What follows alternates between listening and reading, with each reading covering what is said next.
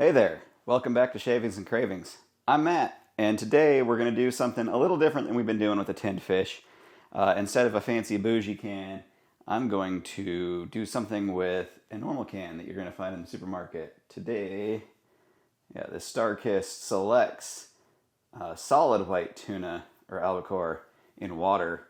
It is the gold can, so it's a little bit more expensive than your normal can of tuna that may or may not contain dolphin. I don't know. I'm not against it. But anyways, what we're going to do with this is make a Tunamelt-arito. It's basically like a tuna melt inside of a burrito that's kind of like a chimichanga because we're going to toast it on the George Foreman grill. So let me show you what you need for this. All right, so for ingredients, not an ingredient, but you're going to need a bowl. You're also going to need a fork to stir things up with. Most importantly, a can of solid white tuna in albacore. This is the gold can. You'll see, I think there's a StarKist and there's also a chicken of the sea that's also in a gold tin. This is the one you're going to want to use. You could use the cheaper one, but I definitely prefer the slightly more expensive one. You're going to need some mayo. I prefer Duke's, but today I have some Hellmann's that I need to use up. Little splash of some kind of mustard. Cheese. I'm going to use some cheap Colby Jack today, but you could use cheddar or whatever suits your fancy. Salt, pepper. And then I like to throw this in. Ranch seasoning, just the powdered stuff. Just a little bit. Gives it some awesome flavor. And you're going to need a burrito covering, also known as a tortilla. So now let me show you what you do. My supervisors are here. Get off the table. I'm cooking food here, Cat. You too. What are you doing? All right, first of all, you're going to pop the tin. Definitely not as fancy looking as the ones I've been eating, and it smells a lot like tuna fish. Imagine that. I'm going to drain this really quick.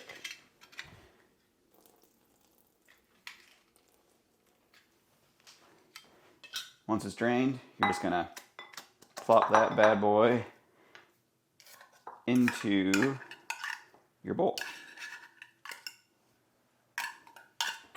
Pretty big chunks. Let me actually try it by itself and compare here. Definitely dry compared to the ones I've been eating. Could be due to the fact that it's in water. There you go. You can have some of that. All right.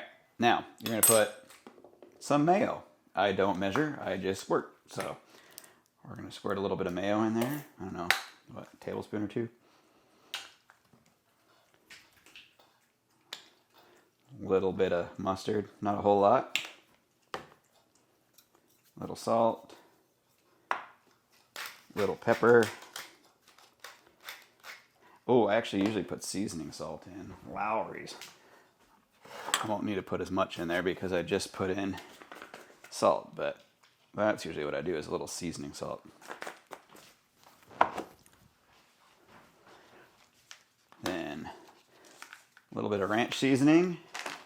I'm going to give this a quick little stir. You don't want to break it up like all the way. I like bigger chunks, but you're just trying to incorporate all the ingredients.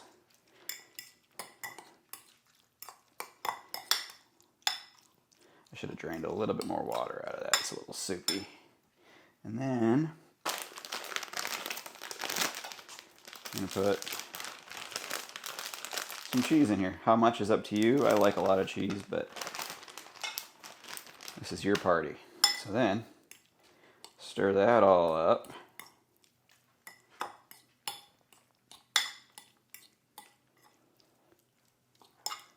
I see you. Get out of here. And then you're ready to put this in the burrito covering. What do you think? Pretty good?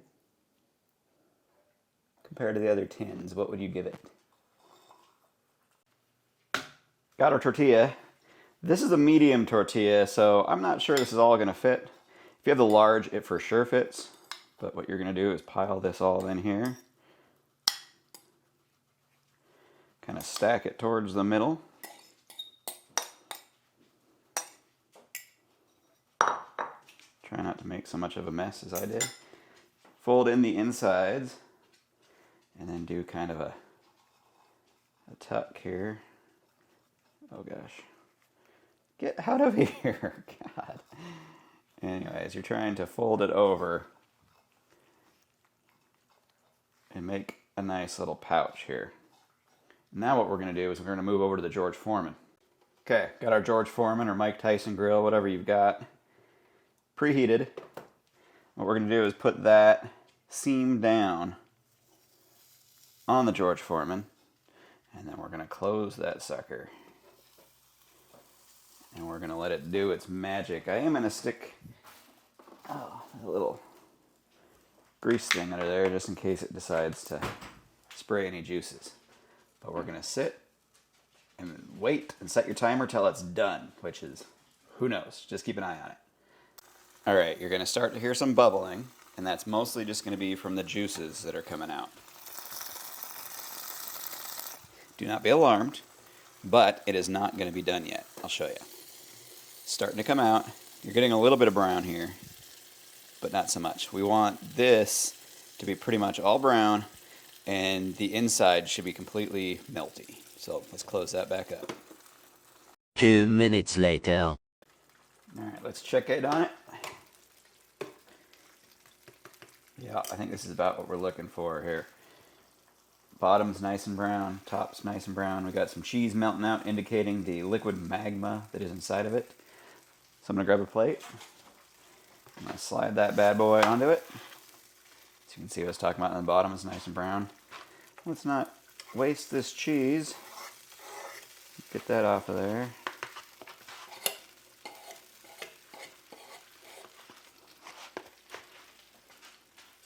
And all right, as you can see, nice and golden brown. Doesn't look super awesome though, but let me tell you, it tastes great. Here, I'll cut it in half. And I'll show you inside. It's just a nice focus. Just a nice melty tuna melt inside of a tortilla. Not a whole lot of ingredients, but man, I tell you, it's delicious. And to prove it, I'm gonna take a bite.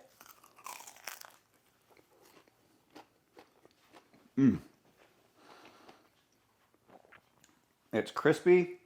It's got just the right amount of salt. Got the right amount of cheese. That little ranch seasoning gives it a little bit of a kick. Watch out, it is a little drippy. It's a little moist.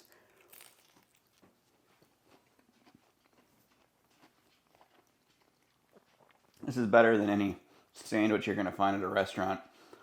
Highly recommend you give this a try. If you don't have a George Foreman, you could use a panini press. You could even do it on a griddle. Just got to flip it over. But give it a try. It's delicious. And I make this quite often. I haven't had one for a while because I've been trying all the other fish. But this is a go-to lunch. So thank you for joining me. Come back in a little bit. I will be trying some of the new fish that has been sent to me. More fancy fish from Fishwife. And then I think some Nordic company. I can't remember the name of it. If you want to send me some, I've got a link down in the doobly-doo down below. And yeah, subscribe if you haven't. I'm going to try to post more recipes that I can come up with. This is one that I had on hand that I know about. And love to see you stick around. Thanks for watching. See you later.